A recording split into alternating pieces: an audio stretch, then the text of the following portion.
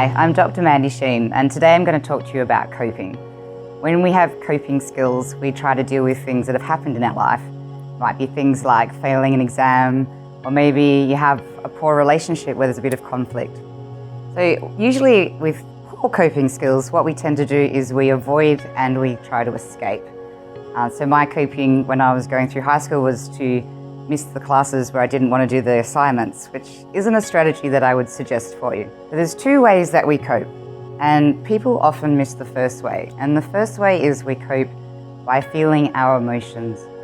Now, emotions aren't a great thing. Like if we talk about anger, disappointment, frustration, I hardly am going to convince you that you should have those feelings. But all emotions are good emotions. And I think it's really important to rethink that those emotions are part of your life as much as the happy ones are.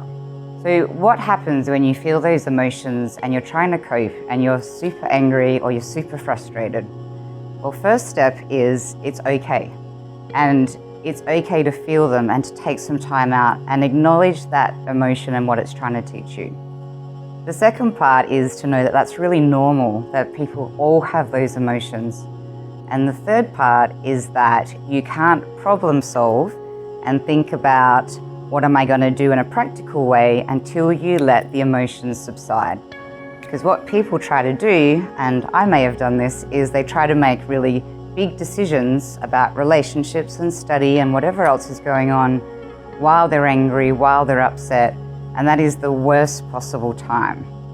So I say emotions are like a tent. You go and visit them, you feel them, and then you pack the tent away and you go be practical. But emotions come and go, they'll come back. So you grab the tent out again, you unpack it, and then you can feel them again. I spoke to a friend once whose husband had passed away, and she said after a year that she wasn't coping because she would still cry on some days. But that is coping. That is what you should be doing. And so it's so important that you give yourself that time and that space to feel when you need to feel. And some of the strategies that I've used is to walk across at lunchtime to the park, across the road, and sit there by myself. And then I come back to work again and I get on with my day.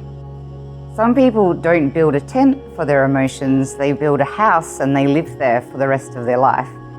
You don't want to be like that either, because what happens is you're kind of stuck in the grief or the frustration from your past. And to live a really good life, you need to let go of that in parts and bit by bit and move on and do something more with your life. So remember, emotions is not good and bad. They're teaching us things.